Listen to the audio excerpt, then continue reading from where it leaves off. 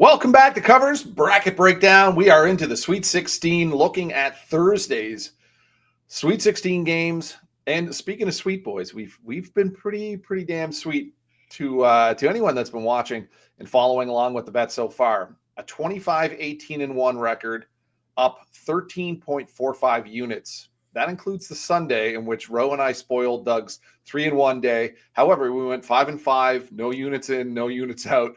No harm, no foul on that one. But that's a pretty good start to the tournament, I will say. So let's keep this going. Let's keep the momentum rolling. Let's go best bets here for Thursday's round of 16 games. Douglas, do you want to kick us off? I will kick us off, and I'm going to step on Roe's toes a little bit, moving into his preferred East region. I believe when the bracket came out, we discussed it on a Monday, and I called the hypothetical matchup of BYU, Alabama, an absolute barn burner. I said it would be played in the 90s. Why would I back off now?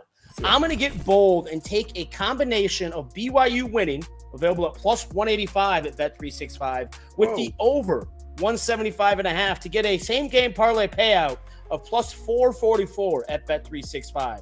I've always felt BYU would win this game. I had BYU in my Final Four in my official bracket.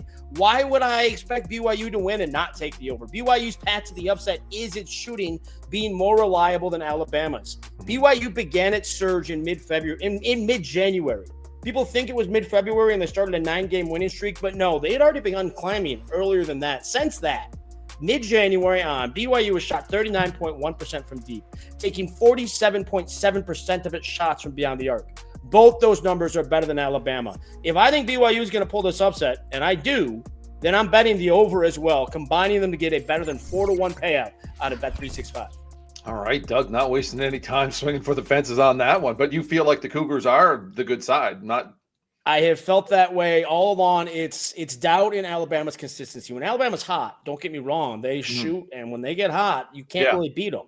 If Duke has something to worry about in the region, it's one of those two getting hot. But BYU is one of the few teams in the country capable of getting even hotter than Alabama. Yeah. All right.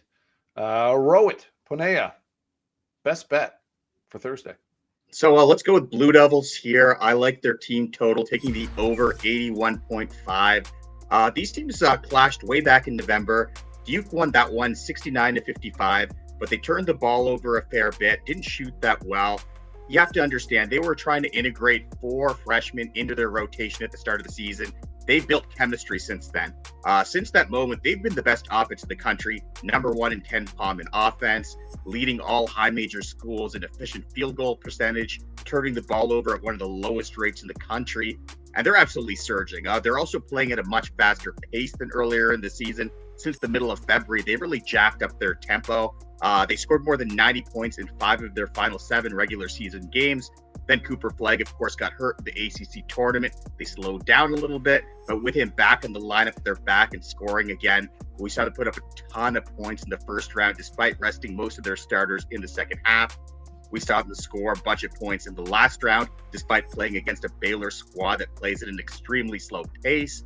And now they're taking on an Arizona squad that plays at a top 50 tempo, has allowed more than 80 points per game in their last 10 contests, and really struggles to defend the arc, where Duke just shoots lights out. So all things considered, this should be another high-scoring one for the Blue Devils. All right. My best bet, I'm looking at Texas Tech, -5.5, -110. You can find that at Bet365.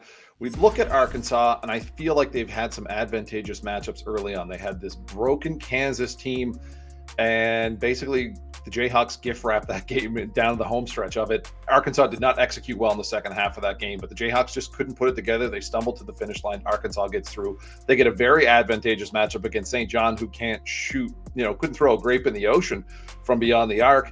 And we're able to protect the rim, and that's what they do. They are a very long, athletic team. They protect the rim. They were able to slog one out and make St. John look really, really bad as a shooting team. But TTU, a much better three-point shooting team than Arkansas's first 2 foes here. And then if they get Chase McMillan back, I mean, he is their big three-point threat as well, too. This is a guy that shoots 43%. We'll have to be monitoring his status heading into this game. But still, the Red Raiders, a much better perimeter threat. And that allows them to space the floor. And they're fantastic at spacing the floor. And that is something that Arkansas has really struggled with is defending that inside and out game. Toppin and Williams going to do damage inside, and it's going to create some space for those outside shooters. The offensive efficiency too with TTU, if they are able to score at will, that's going to slow things down for Arkansas. This is a team that wants to get out and run. They're long and athletic, but if you put them in a half-court set, they struggle mightily. Not great when they can't push tempo and score in fast breaks and get to the rim. So I like Texas Tech, like I said, -5.5, -110 to get it done in advance. Let's look at the old player spotlight and the player props. I've got two. I'll save mine for a second here. But Douglas, do you want to kick it off with a player prop?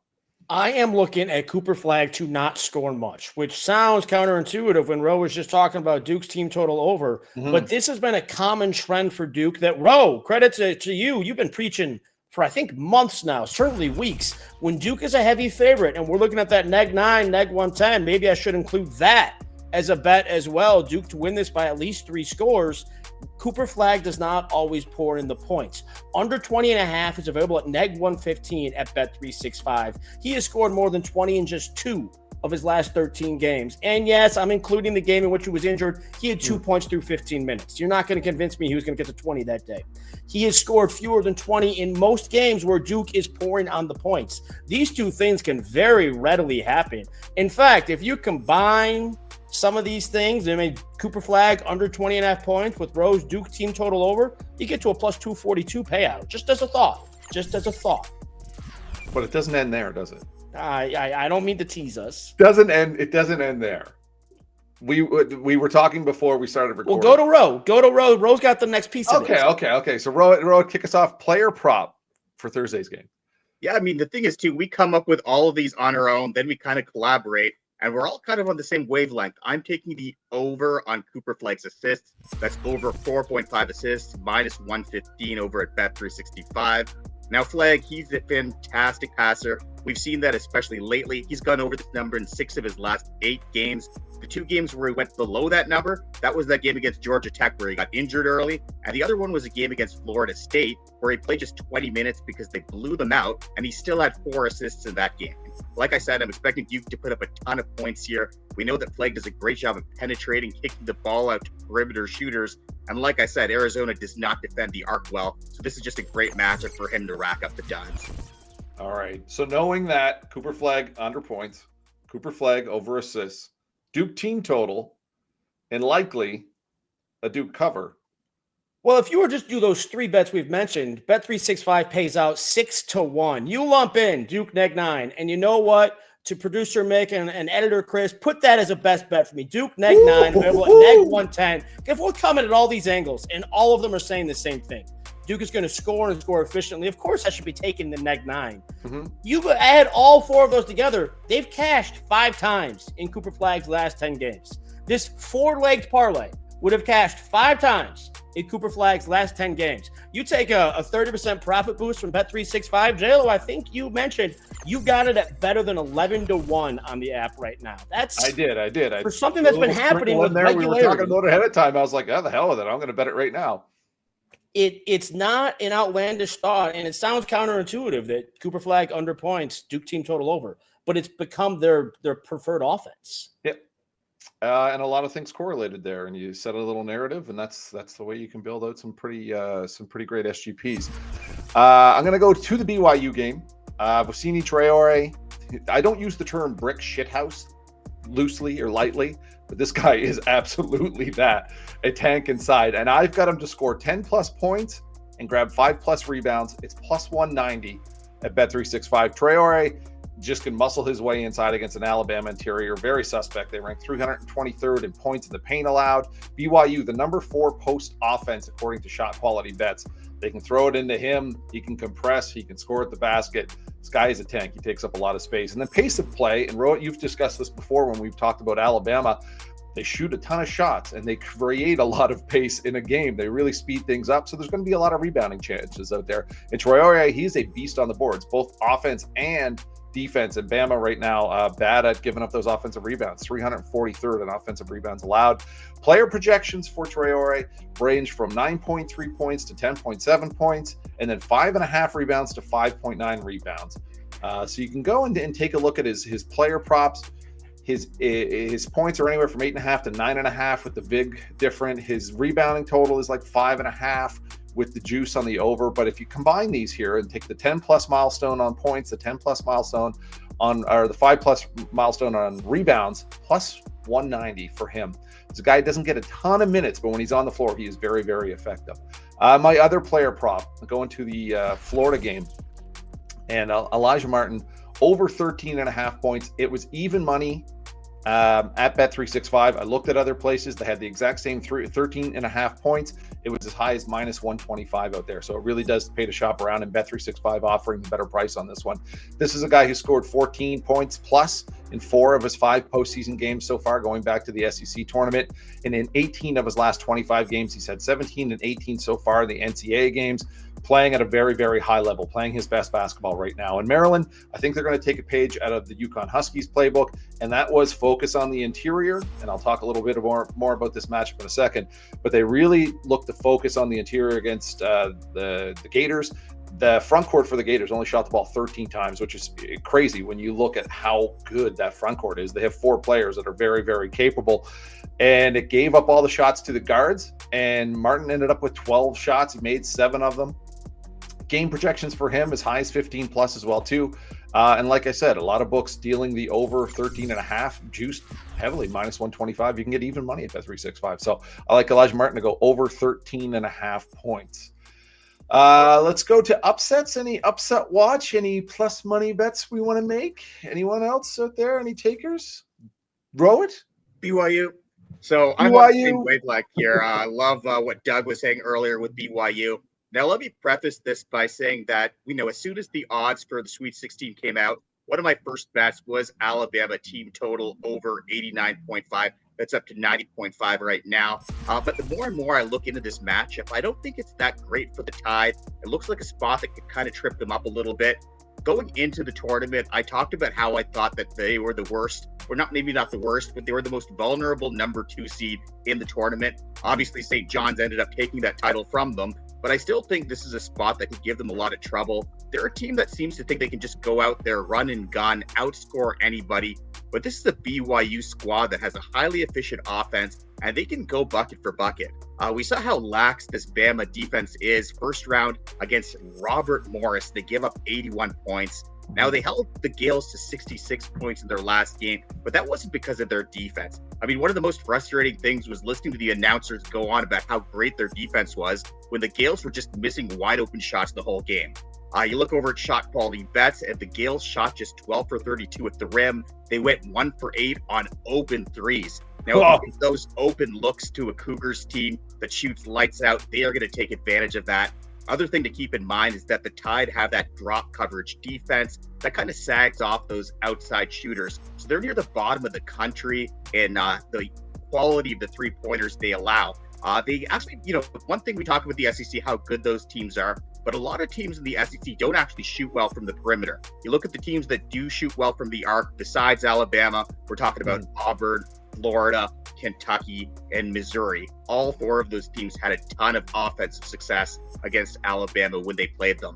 So what I think, when it comes down to it, both these teams struggle to defend the arc. So I think it's going to just come down to which team catches fire from deep. This is going to be almost a coin flip game. So yeah, I like BYU in this spot, and I love the BYU result along with both teams to score 80 points. That's available at Bet365 at plus 280.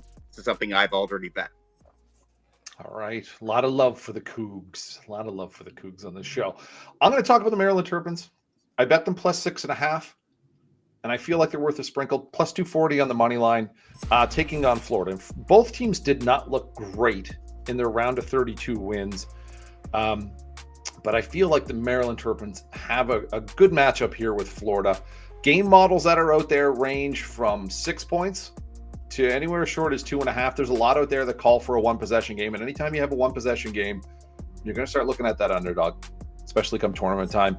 But the Terps do have the talent to trade blows with UF. Of course, the Crab 5, 12, 5 guys averaging over 12 points per game. The Gators probably going to have to pick their poison. This is a more dynamic attack than what they saw from UConn. UConn, fantastic interior scoring, and they have that in Reese and Derek Queen.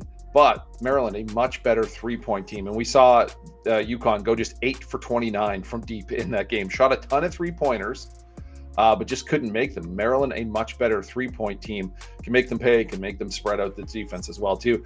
And then, like I said, I mentioned in the prop with Martin, I think Maryland's going to take a page out of UConn's playbook and say, hey, they had success. They fronted the post. They were quick with weak side help. They took away the interior scoring. They didn't allow for any easy buckets, and they put the onus on the guards to score and put pressure on those guards. And Florida, at the start of that game, Rohit, you and I were talking while it was going on. Florida looked rattled. They were giving away balls that they don't normally give away. Maryland is a defense that thrives on chaos.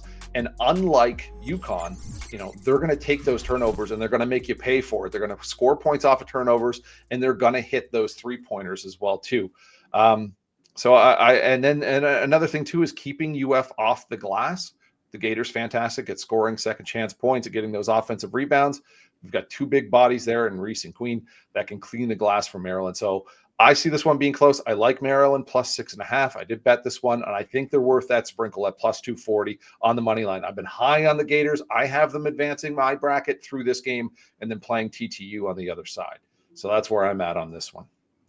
Yeah, I think that spot is actually a great one for live betting as well, because I think both these teams are very capable of going on runs. So as soon as one team goes on a run, maybe come in on the other side, especially because, like you said, that Maryland starting 5 is fantastic. But when those guys come off the floor, then there's some opportunities for Florida to score a bit of points. Yeah, I think the one thing and the biggest key for Maryland is going to be foul trouble. If they can avoid foul trouble and just stick with those 5 guys, they're fine. Should guys like Reese or Queen get into foul trouble early on, it is going to be a long day. And that's a great opportunity to come back and say, oh, okay, well, he's got 2 quick fouls, 3 fouls heading into halftime. This is going to change how they defend the interior. This is going to change how they use their rotation, because they just don't have it. They got one guy off the bench. He's kind of a tweener, doesn't really add any new dynamic to them. He's just more of, a capable body. And let's note, J-Lo, that could even be early foul trouble. If you go to KenPom, Maryland ranks 216th in the country in willingness to play guys with 2 fouls early in the game. Mm-hmm. Any early foul trouble, they're going to go to the bench, and that's just going to set those situations up. Yeah. Any other upsets? I know you guys were both very high on BYU. Is that I will be saving my other big upset for our Friday show. So there's a bit of another tease. Ooh, a spoiler or a teaser. It is certainly not a spoiler, because you know better than to think I'm taking the spoiler makers. Sure. All right. Very good. All right. Well, that is the breakdown for the Sweet 16 games on Thursday. You can find all these bets on Covers on X at Covers. You can find all my wagers and analysis at Covers JLo on X. Fellas, tell them where they can follow you. I will keep throwing them all out there at D_Farmer, and I'm sure we will have another show Friday here on the Covers YouTube at Covers Sports. Yeah, and you can give me a follow on X at Covers_Row, Covers_RO. Definitely coming at you guys with a lot of player props, sides, everything for the tournament. So definitely keep that in mind. That's right. All right. So 25, 18-1 record so far, up 13.45 units.